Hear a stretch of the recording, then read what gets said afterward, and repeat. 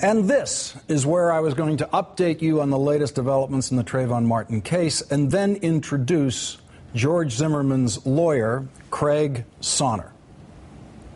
But Craig Sonner, the courageous defender of George Zimmerman, who has been making the rounds on television since last week, doing softball interviews wherever he could find them, just walked out of our studio in Orlando, refusing to do this show, refusing to face my questions, because he knew these questions were not going to be the questions that he was facing everywhere else he went. He wasn't going to get out of here with an easy interview where he was going to be let off the hook with his lawyerly questions. And so Craig Sonner has been the first guest in the history of this particular show to get scared, to be terrified, so terrified of coming on this show that he has literally run away. He's in our car right now, taking him home from our studio, afraid to face the questioning he would face on this show. Watch out for wherever Craig Sonner shows up next on television, because wherever he shows up next on television has an obligation to put him through serious questioning about what he's doing and what he knows, and the contradictions in the things he's already said on television. This is a lawyer who has said on television, I haven't even asked my client what happened.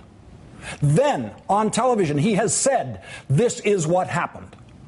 This lawyer is getting away with the craziest stuff any lawyer has ever attempted to get away with in this kind of situation on television, and he knew that wouldn't happen here. He would not get away with that here. And so he is in his car, running away from this interview, running away from what we could have gotten at if he would just stay here and answer simple, sequential questions about this case. But he's made his decision. He will not be back. Don't expect me to be able to get him back. I'll take him anytime. Anytime he can build up the courage to come here, I'll take him. I'll pre-tape him at any time of the day. He doesn't have to stay up late, whatever he wants. But I think we've just found out something tonight about the seriousness of Craig Sonner's ability to represent the complete innocence of George Zimmerman. And this case, the killing of Trayvon Martin, is actually changing every day, including today. It's a lot for a lawyer to keep up with, and obviously Craig Sonner is unable to keep up with it if he knows at the end of a day like today he'd have to come here. The Sanford police chief decided, in fact, not the chief, there's a new chief there, an acting chief, but the Sanford police have made an obvious tactical decision. They've decided that they've had enough of the criticism from the likes of me and from the law enforcement professionals that I've had on this show and others who have called their investigation an exercise in rank incompetence the night Trayvon Martin was killed 29 days ago. And so the police have taken to a time-tested police tradition in a situation like this. They don't want to take it anymore. So you know what they're doing now? They are leaking what they believe is evidence that supports their foolish, unjustifiable position of allowing George Zimmerman to just walk free that night and not collect any evidence from him, not his gun, not his clothing, nothing from him on the night that he shot and killed Trayvon Martin. The big leak of the day was from the police, and it was later confirmed by Trayvon Martin's high school, and it was that at the time of the shooting, Trayvon Martin was suspended from his high school because of an empty bag that appeared to have once contained marijuana. Now, this revelation, of course, is relevant to absolutely nothing on the night Trayvon Martin was killed. Even in death, they are still disrespecting my son. And I feel that that's a shame. They've killed my son, and now they're trying to kill his reputation. Publicly mounting George Zimmerman's defense has been his lawyer, Craig Sonner, who is not confident enough in that defense to come on this show. And nothing he has had to say anywhere else, and nothing the police have leaked in their attempt to justify their failure to investigate this killing, has dampened the passion of Trayvon Martin supporters who attended tonight's Sanford City Commission meeting. Zimmerman! Zimmerman is not worth the history of this city. You need to arrest him and redeem this city right now. Rallies were held for Trayvon Martin today in Kansas City, Missouri, Rahway, New Jersey, Atlanta, Georgia, Miami, Florida, and the place where the killing of Trayvon took place, Sanford, Florida. Trayvon Martin's parents spoke tonight at that city commission meeting in Sanford. I'm not asking for anything, any extra favors. I'm just asking for what you would ask for as a parent. I know I cannot bring my baby back, but I'm sure going to make changes so that this does not happen to another family. For the Sanford Police Department to feel as though they were going to sweep another young black minority's death under the rug, it's an atrocity. This family is hurt, this family is torn, and the Sanford Police Department needs to be held accountable. George Michael Zimmerman needs to be arrested. He needs to be put on trial. He needs to be given a sentence by a jury of his peers.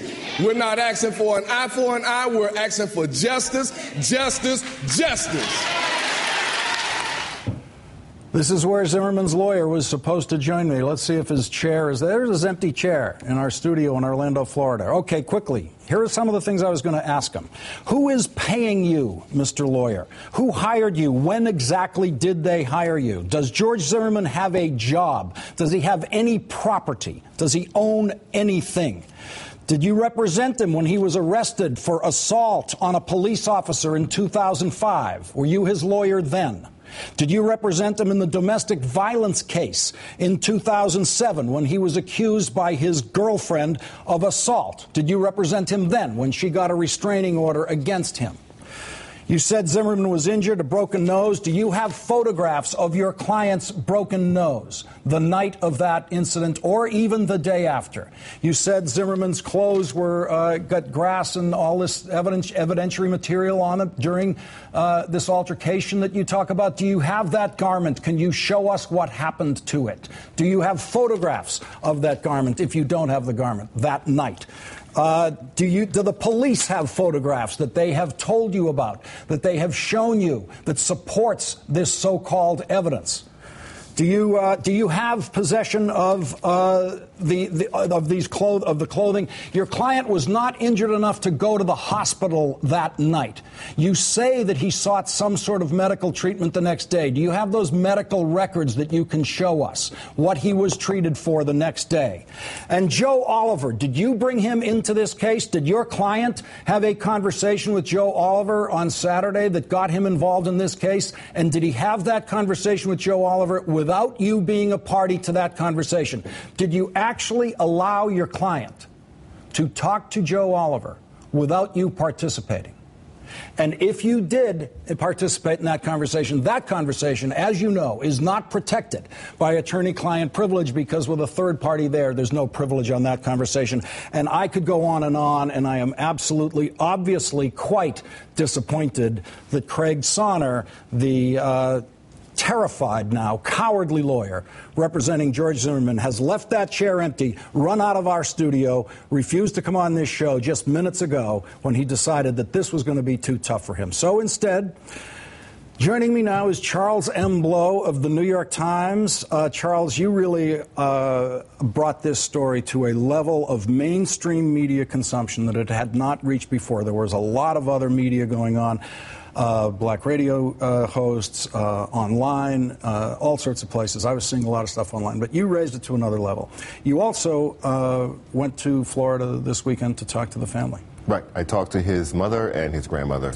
And what's the picture you got of Trayvon by talking to them? Now, the picture they paint is of an all-American kind of kid, you know. Favorite meal is hamburgers and French fries and brownies, and he volunteers at the concession stand at the local Pee Wee football team, and he babysits his younger cousins and bakes them cook. I mean, they paint a picture of a child who anybody would be happy to have as their own child. Smart, going to college, had dreams of going to college. You know, you have to you know that's coming from a family. They love this kid, obviously, so you do have to take that into account. But the picture they paint is of a real loss, a painful loss. And even as I was interviewing Sabrina, his mother, there were times in the interview where she would literally, I mean, not even kind of consciously doing it, I don't think, she would latch onto her mother's arm and rest her head on her shoulder as she continued to speak to me. And this happened more than one time during the interview. And it really kind of spoke to the pain that she was feeling, and her mother kind of was there as her support.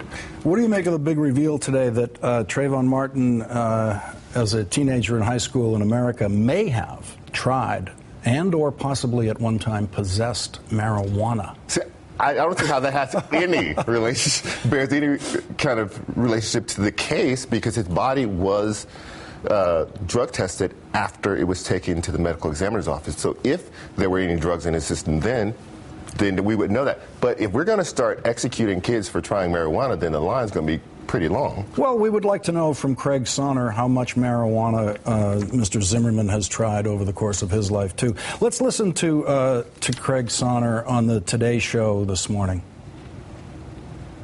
I think that's all the evidence that needs to come out. I think that some of the things you've mentioned are not quite accurate, and I think when the evidence comes out, it will show that George Zimmerman was acting in self-defense in this case.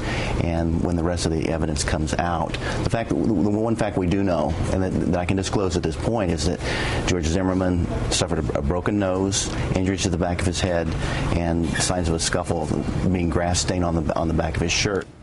That is the cowardly liar representing George Zimmerman. What would you, if I was going to invite you to ask him questions if he had the courage to stay in his chair? I don't know whether you scared him away or I scared him away. Something scared him away. I'm going to take the credit. I'll take the credit. What would you like to ask him at this point? Well, I think the crucial point here is the initiation of the encounter, right? So all this other stuff really makes no difference whatsoever. The question is, the central issue is, if you start a fight and you're losing it, you don't have the right to claim self-defense. If the lawyer is saying that he has witnesses, and the police department is saying that they have a witness that says not that there was a fight, I fully believe there was a fight, but that Trayvon Martin initiated that fight. That's real information that we as the public and Trayvon's family needs to know, because that changes the dynamic. However, if George Zimmerman initiates a fight, starts to lose that fight, and then starts to claim self-defense, that's a different idea. And what we have to this is more of a legal, analytical point. Can the concept of self-defense switch parties? For instance, I start a fight with you, you're winning. Mm-hmm. In the middle of getting my behind whooped, I start to say, oh, Lawrence is hitting me so hard that I now feel like my life is in danger. Can the concept of self-defense switch parties from me to you? And the other thing is, could Trayvon also have been covered under the concept of the stand your ground law? If a stranger follows you, who you can identify as armed, and the police department has said that he was wearing his gun in a holster on his waist. A stranger with a gun follows me, gets within armed distance of me. Do I then, under Florida stand your ground law, have the right to meet force with force? And that is a crucial part of this as well.